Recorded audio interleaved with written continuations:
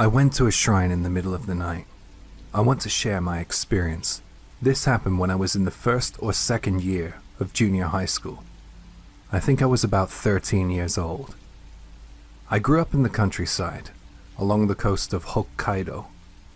Picture a rural landscape and freezing winters. In my hometown there's a small park and a shrine that's slightly elevated above ground level. The shrine is called Odaka Shrine. In that shrine there is a stone monument and a statue. These things have kind of been left out there on their own, you know. I don't think that they are maintained. It's a really weird area in my town. Not many people pass by, as it's not that close to the main streets. Because of its location and appearance, it was often the subject of ghost stories. Back at school. Hi, Jay here. I managed to find some photos of this shrine, which you will see on the screen now. And hopefully, it will set the scene for you. Back to the story. Some of the stories I heard when I was younger were interesting. Some kids at school said that the statue would blink at night time. They also said that at midnight, blood red writing appears on the stone monument. I wasn't really one for ghost stories as a kid. I didn't really believe in anything paranormal. I just didn't get creeped out all that easily. I nodded along whenever I heard these stories and smiled. I didn't really care. Due to the rumors about the shrine, kids wouldn't even play there during the day. It was a waste of the park near the shrine. A little about myself. I was a bit of a bad kid when I was younger. I would often sneak out of the house in the middle of the night. I wouldn't do anything bad really, I just liked being outside at night. Anyway, one night, after I snuck out, a thought came to mind. Hey, maybe I should go check out that shrine. In my head, I thought of it as a way to have some bragging rights at school. I mean, I would look so cool if I walked in and told everyone that I had been to the shrine in the middle of the night, right? Those dorks and their ghost stories. I could put all of that to bed and look cool. As you can tell, these were adolescent thoughts. Only a kid my age would think that going off into the woods in the middle of the night would be a really great idea. So off I went. I don't remember what time it was, but I knew that my parents were both asleep by the time I left, so yeah, late. When I arrived at the park area, I was struck by how dark it was out. There were no lights at all. I expected some streetlights, but I had to see my way by moonlight. It was darker and therefore creepier than I expected. I started to wonder if it was such a good idea at all to be out there so late. I had a lot of courage back then, so I pushed on. I had to see if the statue's eyes really did blink at night. It was really creepy in that park in the dark. All of my senses seemed heightened. I was aware of all the noises of the woods, the rustle of leaves at my feet, the bugs chirping in the dark. It was all very atmospheric. I went over to the statue and I looked into its eyes. I didn't see any blinks, but I didn't stare at it all that long, to be honest. I didn't like it. Next I went over to the park and sat on a swing that the kids from school say swings by itself. Something about a ghost child coming to the park at night to play. It didn't scare me, and it didn't swing either. Next came the stone monument, the one that, at night, revealed blood-stained letters. I walked around that thing thinking of all the scary stories I had heard about this shrine, but nothing happened. I thought to myself, I'll show them at school tomorrow. But then I had a strong urge to urinate, so I ran to the park's public restroom. I was relieving myself in the urinal, thinking about how cool I was going to look at school tomorrow. I then shivered. I guess that was because I was peeing. But then it felt as if the bathroom had dropped a few degrees in temperature. It was really cold in there. Then it felt like it was more than just really cold. This happened in the middle of summer, and it wasn't right for it to be that cold, not even at night. It had been sweltering all that week. And I heard myself say in the bathroom, something's wrong. It's time to get out of here, I thought. I gotta get home quick. I really didn't want to be in there anymore. It was like my body was having a reaction to this place. I zipped up my zipper, and just as I was about to leave, I heard something. I heard this strange slapping sound. To me, it sounded like someone who had just gotten out of the pool, walking barefoot on a hard surface, or maybe like someone who had just gotten out of the bath, walking around on a hard wood floor. I was scared for a moment, but then I just told myself that the noise was created by my imagination because I was thinking about all of those ghost stories.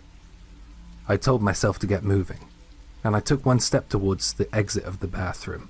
As soon as I did that, I heard that noise again. There were more of those footstep-like sounds. Was it 2 or 3? It was like someone had rushed forward from behind when I took a step. But I was completely alone in there. I took another step, but then I heard a cacophony of bodiless footsteps echoing in the bathroom. It sounded like the gym at school when someone starts sprinting. It felt like something wanted to charge at me. I was so scared that I burst out into a sprint. I ran for my life, and I'm not ashamed to say that there were tears flowing from my eyes as I ran. I was absolutely terrified. I couldn't understand that there was something unseen with me in the bathroom. I think that the temperature that night returned to normal as soon as I left the bathroom, but that might have been me feeling warmed because I was running for my life. It felt like something was chasing me through the woods. When I got home, I couldn't get the sound of those footsteps out of my head. I was jumping at every tiny noise I heard that night. I slept with the lights on, something I hadn't done in years.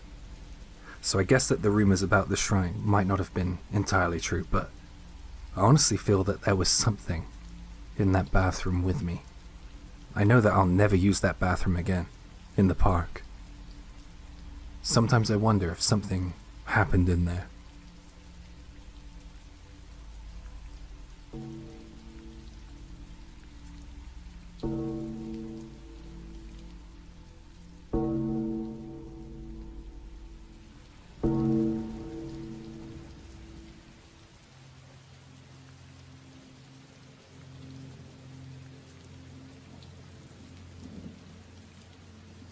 I live in the countryside, the kind of place where everyone knows everyone, for better or for worse. I want to share a story that I heard from an elderly resident of my village. I love hearing about different people's experiences. I'm a little bummed out that I don't have any experiences of my own with cryptids or spirits, but if you like that kind of thing, then I think you might like this one. Anyway, this old man from my village told me about a crematorium out in the mountains. Apparently he worked there when he was younger. I met this man at a local festival, and I was hanging on his every word. It seemed to me that he had lived a very interesting life. When he told me about his previous job, I said something like, "Wow, working at a crematorium in the middle of the mountains? Now that must have been pretty scary. I'm not sure I could work there." To my comment, the old man replied, "Well, I'm not certain that we should call what I did work. I was just asked to watch the fire. I didn't really understand how it was a paid job, but I didn't complain. My boss actually used to give me booze while I worked. It was pretty great. Once you got used to it, it wasn't all that scary." I watched his face change expression. Then, as if he remembered something, he said, "Well, actually, on occasion, the Kimotori came. That was pretty frightening. It was pretty strange." I didn't know what he was talking about. I guessed he knew that, though, because he kept talking as if I had asked a question. "Animals, wild things. It could be a monkey sat with its knees to its chest, a rabbit that stands on its hind legs, or a cat curled up on a tree branch. Any kind of animal.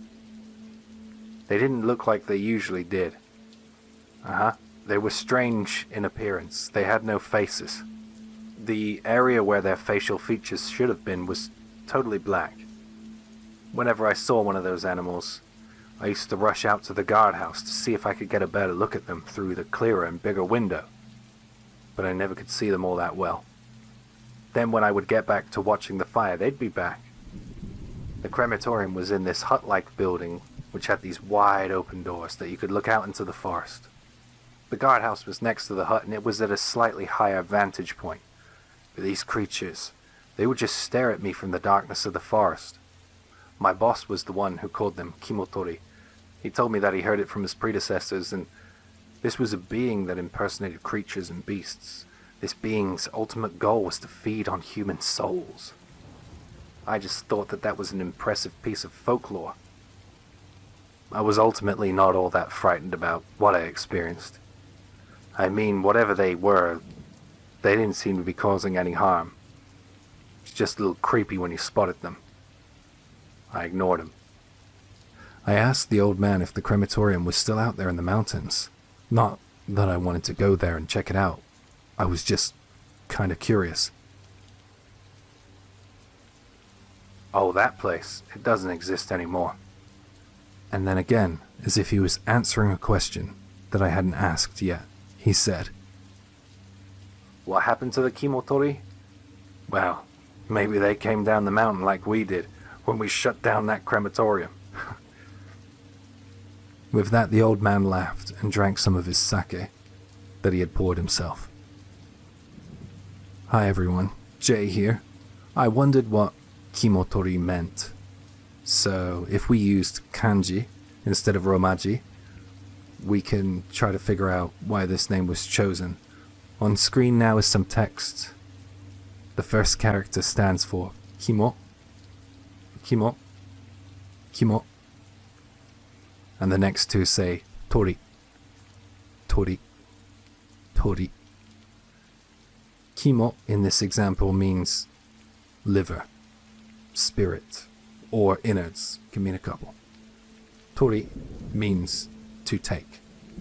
That's the second part. So with this reasoning, we can call the kimotori the soul takers, or something like that. You guys will probably come up with some more creative names than that, I suppose.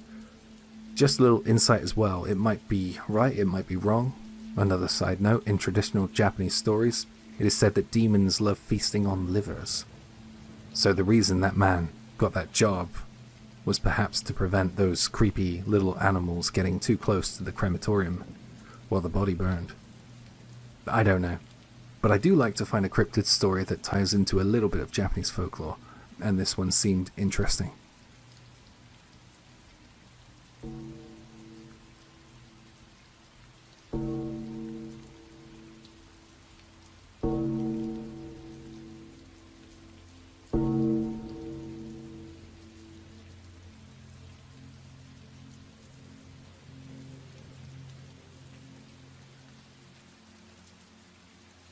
I was shocked when I moved to the countryside. I have to share what happened. I was born and raised in Tokyo. I met a guy and I got married with him.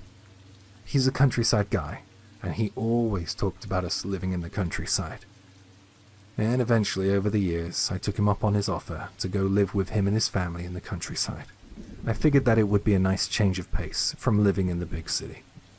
That wasn't the only factor that motivated us to move, though. I just would rather keep that private.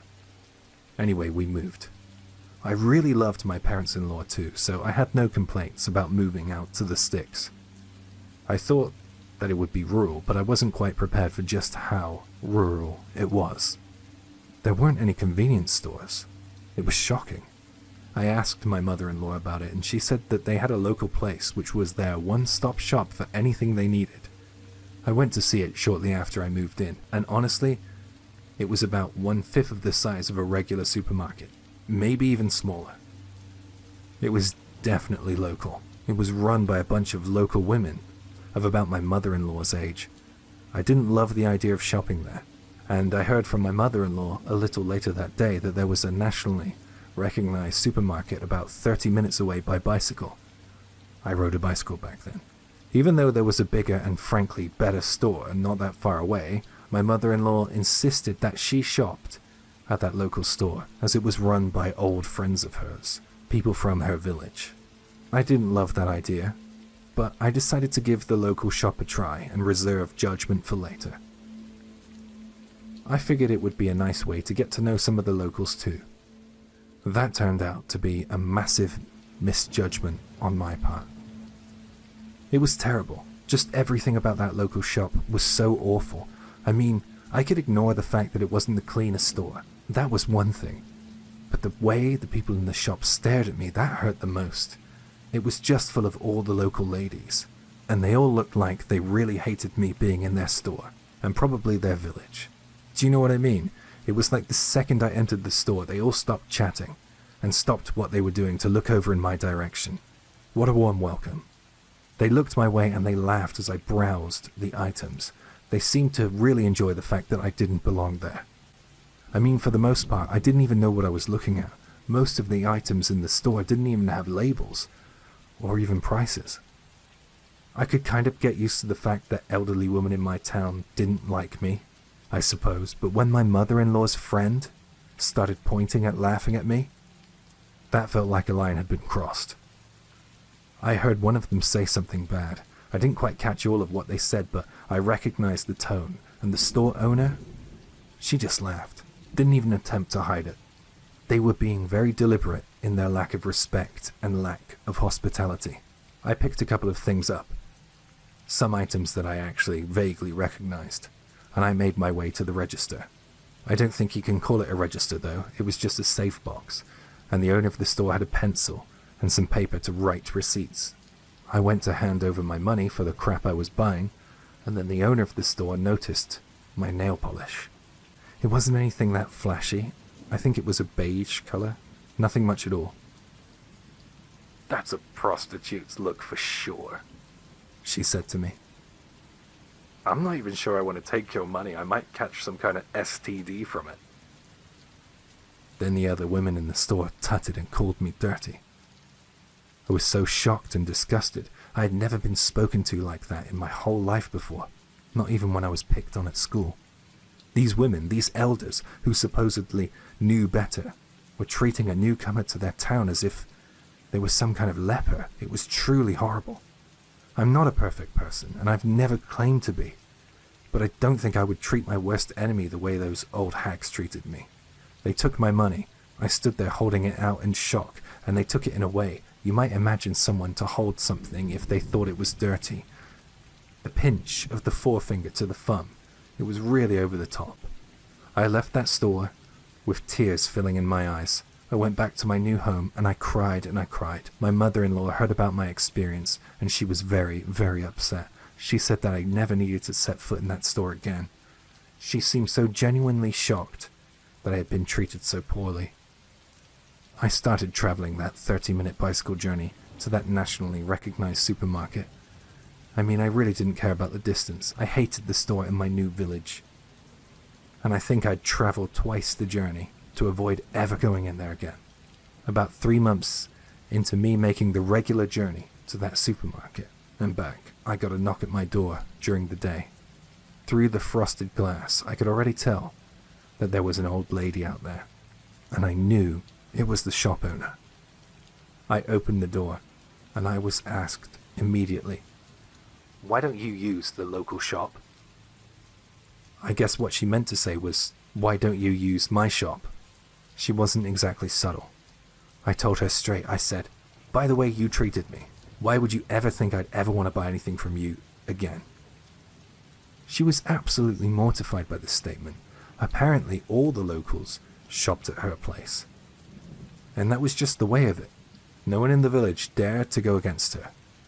All the other local wives were all in uproar that they hadn't seen me in the store, and they couldn't work out why. Then she says the following to me. "Well, we don't have enough customers as it is. And the way things are going, if no one uses our shop, then it won't survive. We won't survive." She was pleading with me. Actually, she said this old historical phrase, which means something like, "If we don't have the money to carry on, we might as well hang ourselves." To this I replied, "Is that so? Well, please do as you wish." I kicked her off my property. She looked so surprised. She looked as if she might cry. I wonder if she even knows how that feels. I was so shocked that she thought that being so horrible to me wouldn't impact my interest in being a customer of her store. I'm glad I stood up for myself. I'm sorry though, it's not that much of a scary story, is it? there aren't any ghosts or anything like that, but it just goes to show you that there can be some pretty evil people out there. And to me, they're just as scary.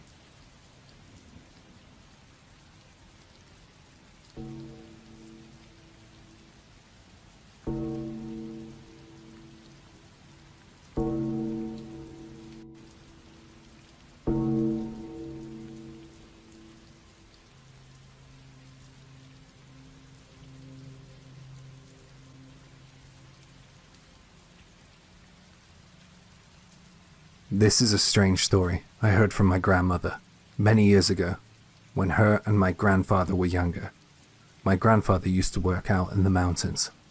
He had a small flatbed truck, and this happened when he was driving home through the long and windy mountain roads. My grandma said that he was in a rush to get home because he wanted to relax and have a drink. He was apparently driving quite recklessly. That night he was racing home in his truck, he hit something. The truck was damaged. He knew that before he even came to a stop. That wasn't the main thing he was concerned with though. He was shaking with fear and adrenaline as he didn't know what he had just hit. A lot of people go on hikes in the mountains. There are bicycle riders too, dog walkers, and of course, children. Out at play. My grandpa got out. Shaking with fear, he approached the front of his truck and he saw a scene of pure carnage. He recognized almost instantly that it wasn't a person that he had hit. He had hit a large wild boar. My grandfather has always been a nature lover, so this must have crushed him. The last thing that he wanted to do was hurt a living creature. He needed to move parts of the carcass though. He couldn't just leave it all over the road, nor should he. He immediately took out his machete, and being a boy who grew up in the mountains, he did what he needed to. I will leave that to your imagination. I should say at this stage that they aren't wasteful people, my grandparents. If an animal died by his hand, he would never allow that animal to die in vain. They used every part of the animals they slaughtered. So with that in mind, he loaded the remains into the back of his truck and drove home feeling pretty guilty, I imagine. He got home and found his wife, my grandma, in the backyard preparing. She had knives, newspapers. It was all laid out. It was like she knew he was coming. And of course, in their younger days, there were no cell phones or mobile phones. I mean, even nowadays you would struggle for signal out where my grandparents live. So when he saw that Grandma had already begun to make her preparations, he was confused. He asked her outright, "How did you know?"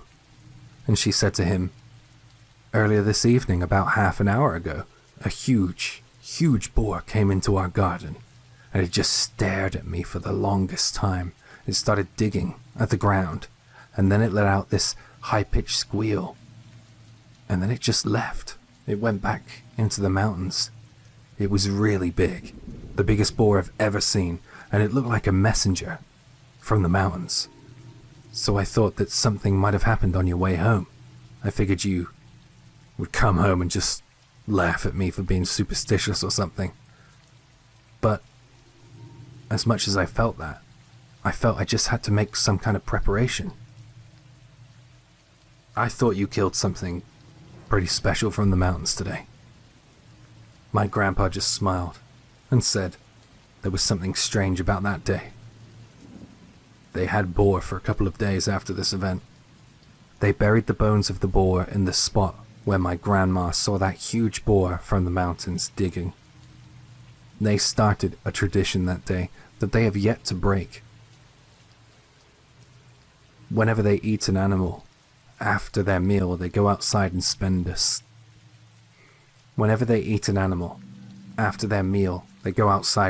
a moment in silent contemplation at the boar's gravesite. They never saw that huge mountain boar in their garden again. The mountains are a very strange place. Nature is truly extraordinary. Oh, by the way, my grandpa never sped home again.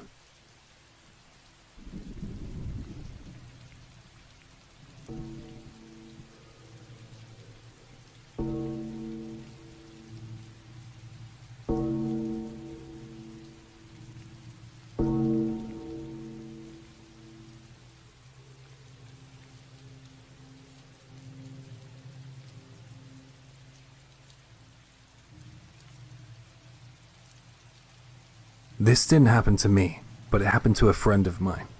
Or maybe he heard it from a friend of his. It's one of those stories that if you met someone from my area, they might know about it. I don't know if that makes it an urban legend. There are a lot of mountains where I live, and I grew up on folk tales of yokai, ghosts, and things that go bump in the night.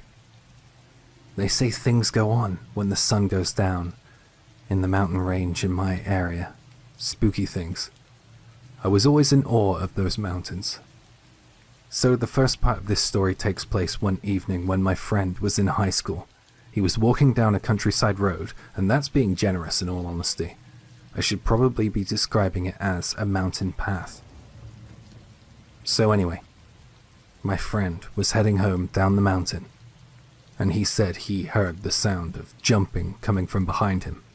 He said that he knew it was something that was jumping before he even turned around because of the weight and the sound of the interval between each movement. He spun around in shock, and he said he saw a huge dark figure behind him. There was something that was stood, in his words, on one leg. It was really big as well. This shadowy figure had the same proportions as a human, but it seemed to have elongated arms and a bigger head. It towered over him. He knew what that thing was from the moment he turned around and laid eyes on it. The locals had a name for it, you see. They call it katakempa. It's a being that takes the form of a scarecrow. Or maybe it's a scarecrow come to life. Anyway, it's generally feared in our area. We don't like to see them. Ever. But especially after the sun goes down. It's a monster, the stuff of nightmares. He ran from it. He was scared by all the legends he had heard as a boy. But the legend he had heard about the katakempa was the scariest he had heard of all.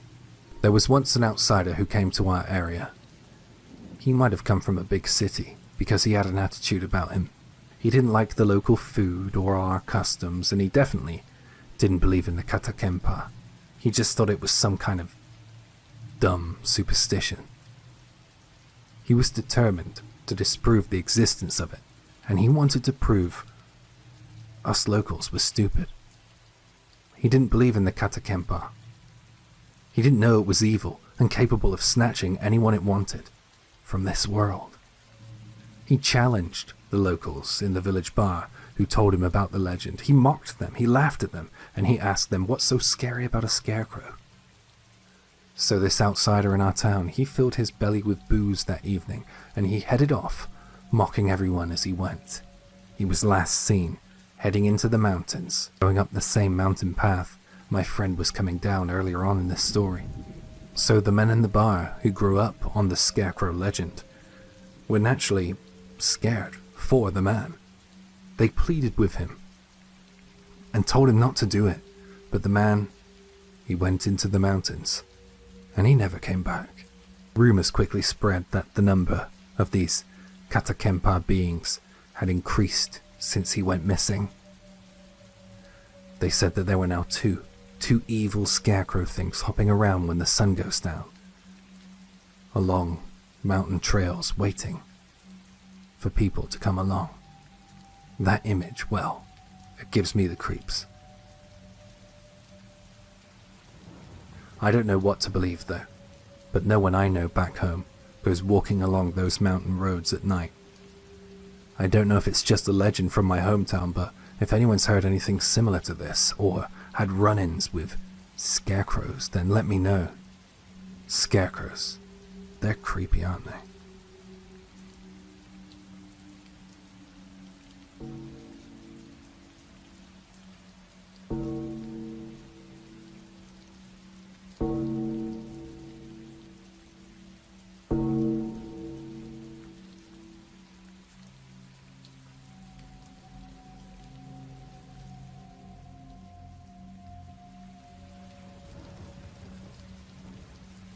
This happened a few years ago, and it's taken me a while to feel like talking about it.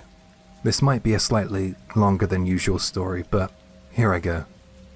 About 4 or 5 years ago, my friend and I, who were college students at the time, we decided to go to an all-girl college. There was a festival and we wanted to meet some women in our area. Seemed like a good idea at the time. We thought that it would be easy to meet some girls our age, but somehow we seemed to neglect the fact that we weren't all that interesting, or handsome, or even approachable. Well, it didn't really go to plan, but not all hope was lost. I knew that in some of the classrooms at this university there would be students selling snacks and drinks. That's how they made money for the festival, you see. So I thought that I could get some one-on-one time with whoever was selling that stuff. And my friend, of course. We walked the halls of their college and we were waving at the ladies, and man, some of them smiled my way. I even exchanged a number with a lady. She took some convincing, but she gave up her digits in the end. It was a pretty productive day, so my friend and I decided to head out. We were smiling as we were heading towards the entrance. But that smile was short-lived, as it looked like there was an increased security presence at the gates. We were both kind of shocked.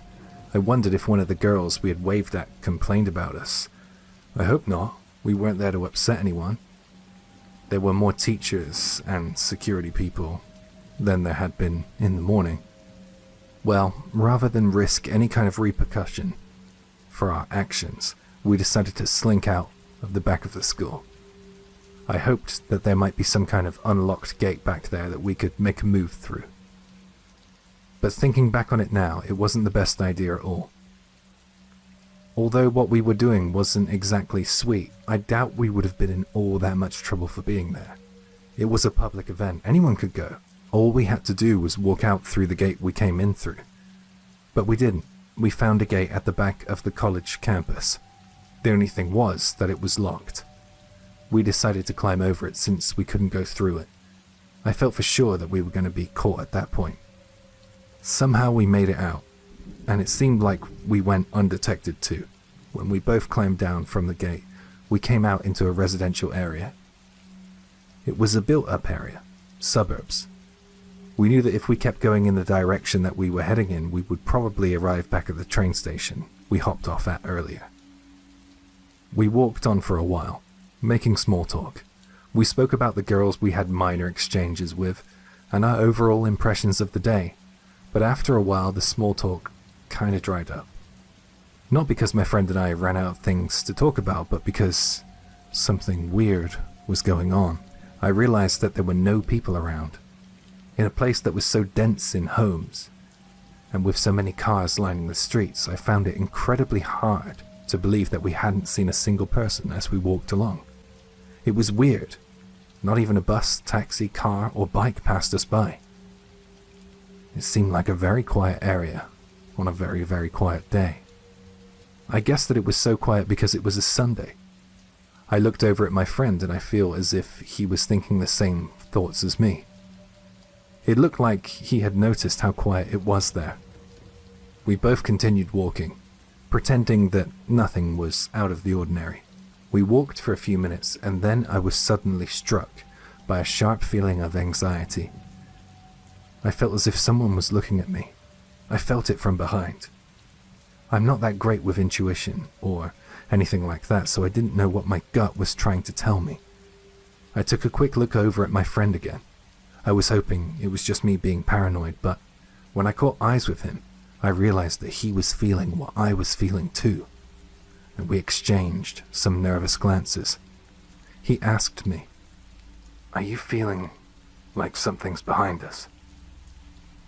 "Yeah. I don't know, but maybe there is something following us. Don't look back." "I don't know, man.